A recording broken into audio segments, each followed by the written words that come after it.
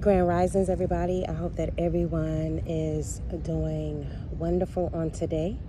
I hope that your day is very prosperous. Happy Father's Day to all the fathers and surrogate fathers, godfathers, uncles, granddaddies.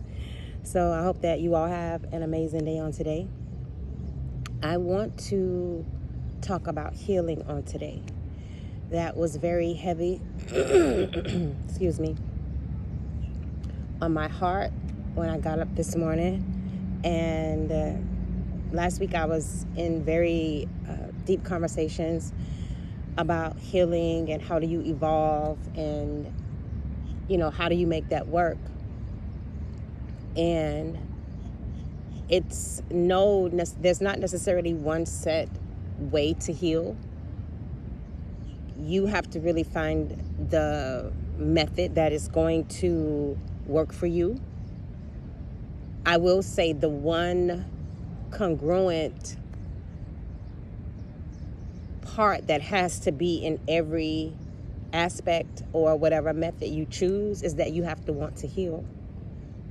You have to want to release the negative emotions, the negative energy, the negative feelings that you have in order to heal. A lot of times people struggle with healing because subconsciously or, they're just not aware that they're actually in agreement with the pain, And I'm not talking about like you being necessarily diagnosed with something. I'm talking about anger, bitterness, negative emotions, low vibrational emotions, that you are in agreement with it.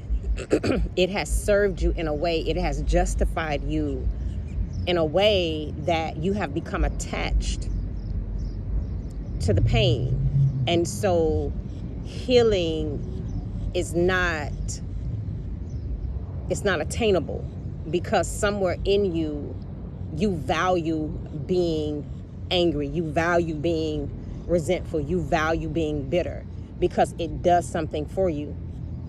And what that is, that could vary. That will probably take having a therapy session with someone or talking to someone to try to filter and gain a better understanding of why you are valuing such things.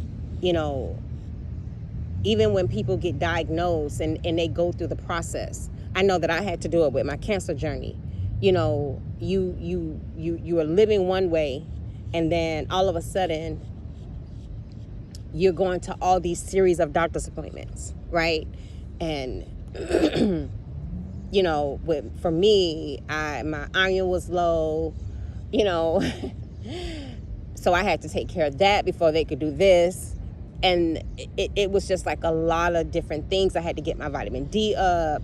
So it was all these other series of things before I could even begin talking about when I would actually have surgery. And you become so connected to starting to live this way because you have this, you've been diagnosed, you don't know where it's going to go. You don't know if you have to get chemo. You don't know if you have to do radiation. And so there's this codependency that starts to build that you can be unaware of. And so when I started to come out of my journey from the initial diagnosis, surgeries, I came to a space where I had to really ask myself, Alexis, are you still trying to be codependent on where you were? And in some aspects I was. And so now I had to retrain myself. I had to, because I had experienced certain emotions. I had experienced certain things. I was angry, at certain points, and having to really filter and move through this aspect of myself. I had to ask myself like some real questions. And one of those questions was, Alexis, do you want to heal this? And then what does that look like? And I can't necessarily tell you that I had a plan. I can't necessarily tell you that I knew exactly what was going to happen, but I created a plan, and my plan for me was to go to therapy. That was my plan for me. That was me starting to heal myself. And in doing that, I didn't use the microwave for like 6 months. From a health place, I just started to do other things. And so I had like this collective journey of healing happening simultaneously, but I had to make the decision to want to heal my emotional self, and I'm not saying that you can't go to church and somebody lay hands on you and you get, I'm not saying that, but that is not the story for everybody. For me, I think when you start talking about healing your emotions, I do believe that there is work that has to be put in. I believe that one has to be very cognizant of learning what their emotional state is. One has to be willing to ask themselves very difficult and hard questions. Am I angry? Yes. Why am I angry? Because A, B, C, and D. What do you think that started from? Because when you really start to get into how we are existing in this negative vibration, you will learn that that anger, bitterness, resentment, those are symptoms. Those are symptoms. They are not the problem. They are symptoms. And I've just been seeing, quite a few people in this state of unhappiness. And it shows up in different ways. It shows up in, them making a statement and them laughing, trying to pull it off as a joke. But at the end of the day, really it's jealousy speaking, really it's envy speaking.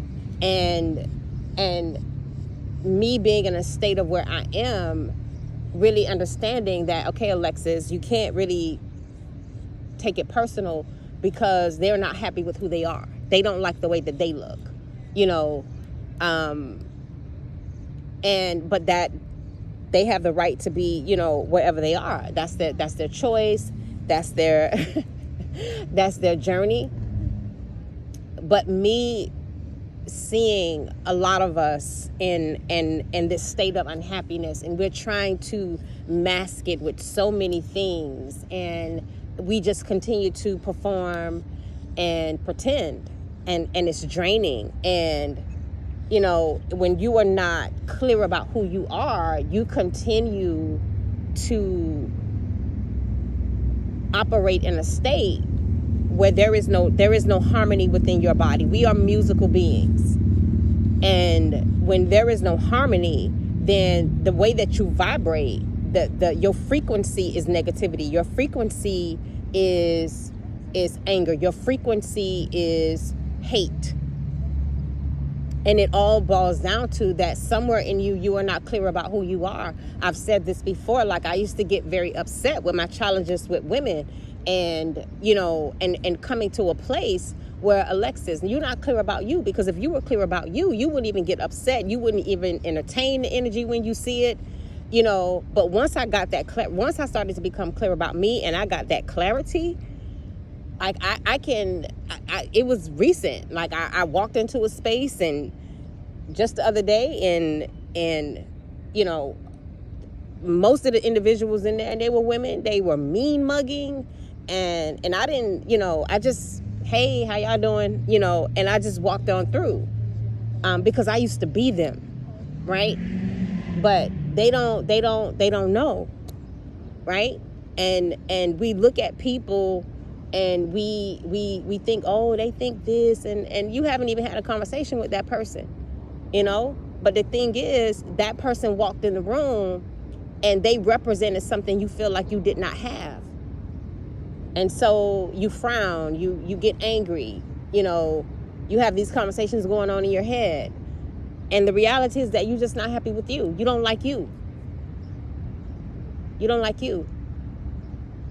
And so really moving in that space of learning to heal, it's the best thing that you can do for yourself. I don't have no one trick pony. like for healing. You know, I can't tell you turn around 3 times. You may have to turn around 3 times and still go find a therapist. I don't know.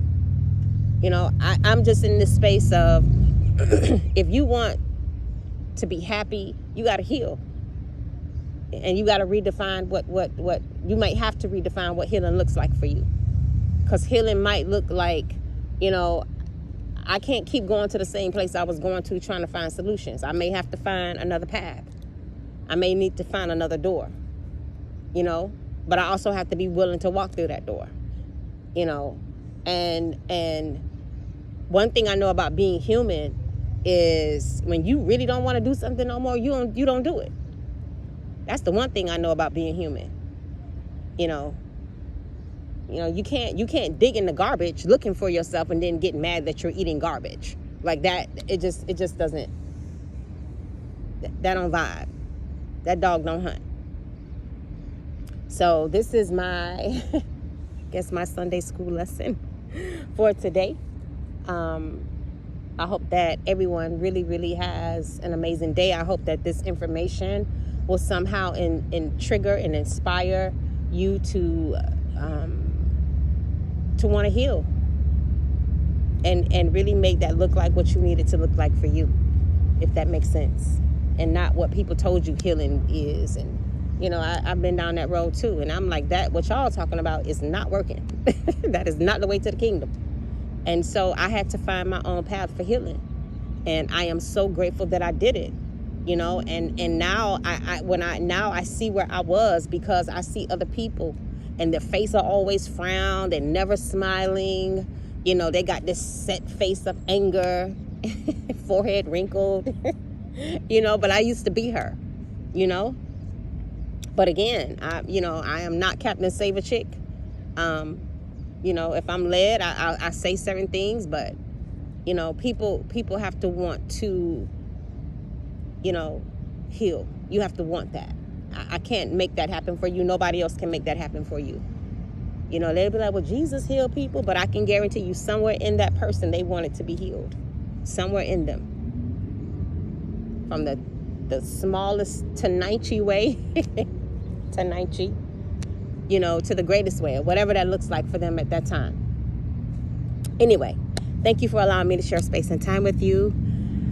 I hope that this message really hits home for who it needs to hit home for. And I hope today that you make the choice to heal yourself. And until next time, Ashe, bye-bye.